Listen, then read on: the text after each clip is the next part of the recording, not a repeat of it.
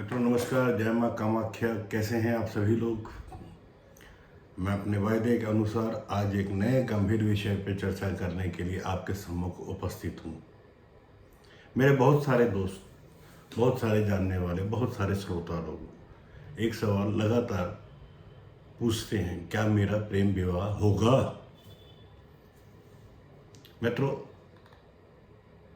शादी एक पवित्र और सार्थक बंधन है और हर व्यक्ति की कामना होती है कि उसे उसके जीवन में एक अच्छा सहयोगी, एक नेक सहयोगी, एक जीवन साथी मिले, जिसके लिए वो अपने आसपास नजरें भी दौड़ाता है। कोई मिल जाए तो उसे प्यार भी करने लगता है, लेकिन शादी उसी से हो ऐसा हर बार नहीं होता। आज हम इसी विषय पर चर्चा करेंगे कि ज्योतिष के दृष्टि से देखने की कोशिश करेंगे कि प्रेम विवाह होने के लिए क्या होना जरूरी है। प्रेम विवाह के लिए सुनिएगा, प्रेम विवाह के लिए हमें 5वें, 7वें, 8वें तथा 11वें भावों को देखना होता है। जिन राशियों को देखना होगा वह राशि है मिथुन, वृश्चिक और मीन। और जिन ग्रहों को देखना होगा विशेष तौर पर प्रेम विवाह के लिए वह है मंगल, शुक्र, राहु, चंद्रमा और बुध। प्रेम विवाह स्थापित करने के लिए सबकी बारीकी से जांच अत्यंत महत्वपूर्ण है। कुंडली में प्रेम विवाह का योग जानकारी करने के लिए आप चलिए हम हर एक चीज पर विस्तृत चर्चा करते हैं। जैसे कि हम पहले उठाते हैं 7वां भाव।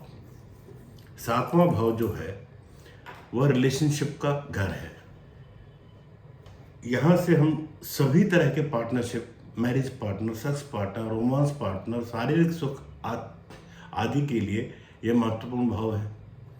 यह भाव हमारी शादी और शादीशुदा जिंदगी के बारे में भी बहुत कुछ बताता है।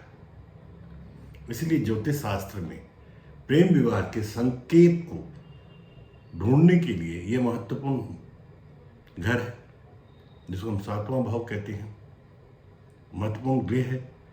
इसके बिना इसके गृह के स्वस्थ और मजबूत हुए किसी भी रिलेशनशिप में कोई भी खुशी नहीं मिल सकती। अब हम बात करेंगे 5वें भाव पे। मित्रों, 5वां भाव या 5वां घर रोमांस, अफेयर की जानकारी देता है। अतः हमें इस कुंडली के अंदर कुंडली में जो प्यार का और रोमांस की जांच करनी है, उसके लिए इस भाव की भी जांच करना बहुत महत्वपूर्ण हो जाता है। लव मैरिज के लिए 5वां भाव भी पूर्ण रूप से स्वस्थ और मजबूत होना चाहिए। इस भाव में स्थापित किसी भी ग्रह भी आपके लव और जो रोमांस है ना, उसको प्रभावित कर सकते हैं। अगर 5वें भाव में प्रेम विवाह को सपोर्ट करने वाले ग्रह नहीं है तो विषय सोचनीय है। अब हम देखते हैं 8वां भाव। जो 8वां घर कुंडली का, हमारे हॉरोस्कोप का, हमारे जन्म कुंडली का जो 8वां घर है वो भावनात्मक, इमोशनल रिलेशनशिप, अंतरंगिता बोलते हैं, यौन सुख के लिए या सेटिस्फैक्शन के लिए, संतुष्टि आदि के लिए सूचित करता है। वह इन चीजों की तरफ भी इशारा करता है जो गुप्त है। कुंडली में शादी योग जांच करते समय इसका सीधा असर नहीं होता, लेकिन यह लव रिलेशनशिप की प्रगाढ़ता के लिए एक महत्वपूर्ण जिम्मेदारी निभाता है और संकेत भी देता है। मित्रों, अब हम महत्वपूर्ण घर, जिसको हम कहते हैं 11वां भाव, ये घर हमें सफलता, लाभ, हमारी इच्छा, हमारे दोस्तों, हमारे पारिवारिक संबंधों के बारे में महत्वपूर्ण जानकारी देता है। प्रेम योग के लिए भी इस भाव को सीधा तो उत्तरदायी नहीं माना जाता, लेकिन पारिवारिक संबंध के लिए यह अत्यंत महत्वपूर्ण भाव है। अब हम चर्चा करेंगे साहब कि कौन से ग्रह हमारे प्रेम विवाह को सार्थक बनाता है। उसमें सबसे पहले हम शुक्र ग्रह के बारे में, यह ग्रह जो है प्यार, रोमांस और जो भी सुंदर वस्तु देखने में है उसका ये प्रतीक है। आपकी बेवहोता का, आपके सुख का यह प्रतीक है। इस ग्रह को शादी, प्यार और रोमांस के लिए बहुत बड़ी जिम्मेदारी दी गई है, या हम ये कहें कि इसको हम पूर्णतः उत्तरदायी मानते हैं। यह शादी के लिए प्राकृतिक सूचक का काम करता है। पुरुषों के लिए यह पत्नी तथा स्त्रियों के लिए पति के बारे में सूचना प्रदान कराता है। इसलिए ज्योतिष शास्त्र में प्रेम विवाह की कुंडली बनाते समय लव मैरिज के मामले में शुक्र ग्रह की बहुत महत्वपूर्ण भूमिका होती है, या ये कहे कि शुक्र ग्रह अत्यंत ही महत्वपूर्ण ग्रह होता है। अब हम बात करेंगे दूसरा ग्रह जो जिम्मेदार ग्रह है, मंगल ग्रह। यह ग्रह पुरुष ऊर्जा, पौरुष को दर्शाता है। लड़कियों के मामले में यह बॉयफ्रेंड के बारे में बतलाता है, उसके कौन पुरुष मित्र है उसके बारे में बतलाता है। मंगल ग्रह हमारे भीतर का जुनून है, पैशन, फायर है, हमारे अंदर जोश है, उसको यह प्रदर्शित करता है। अब मित्रों, अब हम बात करेंगे राहु के बारे में। राहु असंतोषी, लालची कहना ठीक नहीं होगा, इच्छाओं या ये कहें कि अतृप्त कामनाओं को प्रदर्शित करता है। ये जो तृप्त न होने वाली कामनाएं हैं उसको राहु प्रदर्शित करता है। जो परंपरा या सामाजिक मापदंड के खिलाफ है, यह किसी भी व्यक्ति की कामुकता को तय करता है और जीवन में आनंद लेने की इच्छा शक्ति को भी दर्शाता है, या यूं कहें कि अचानक अपरंपरागत निर्णय लेने में मदद करता है। और प्रेम विवाह के लिए शुक्र के बाद इसकी सबसे बहुत बड़ी महत्वपूर्ण भूमिका होती है। अब हम बात करेंगे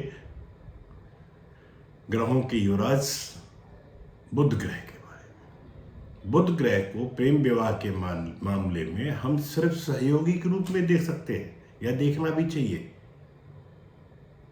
इनकी जिम्मेदारी से एक सहयोगी, साथ में सपोर्टिंग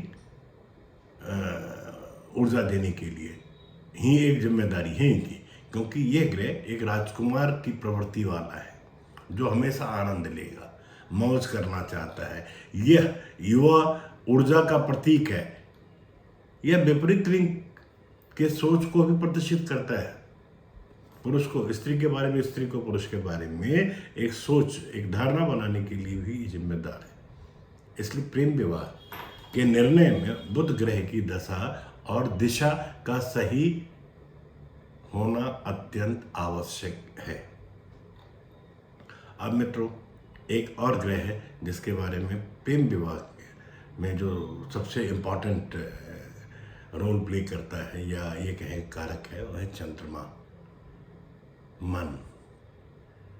कुंडली में, किसी भी कुंडली में प्रेम विवाह का योग स्थापित करने का अंतिम ग्रह चंद्रमा है।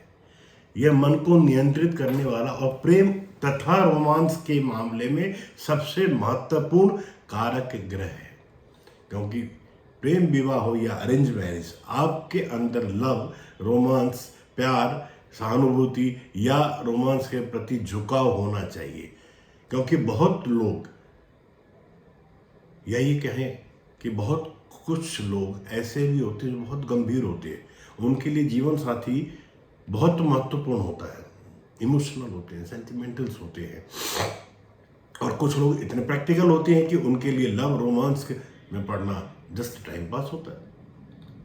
अतः अब अंत में हम थोड़ी राशियों की भी बात कर लें। अगर आप मिथुन राशि, कर्क, तुला या वृश्चिक, कुंभ, मीन राशियों में आरोही चंद्रमा के साथ पैदा हुए हैं, तो आपके लिए अरेंज मैरिज की तुलना में लव मैरिज का चुनाव करना बेहतर होगा। मित्रों, ज्योतिष एक बहुत बड़ा विषय है। उपरोक्त जो भी हमने कारणों पर चर्चा की या देखा है, अगर आप ज्योतिष की विषय के बारे में हल्की सी भी जानकारी रखते होंगे तो ये जो चर्चा है आपके लिए बहुत उपयोगी होगा।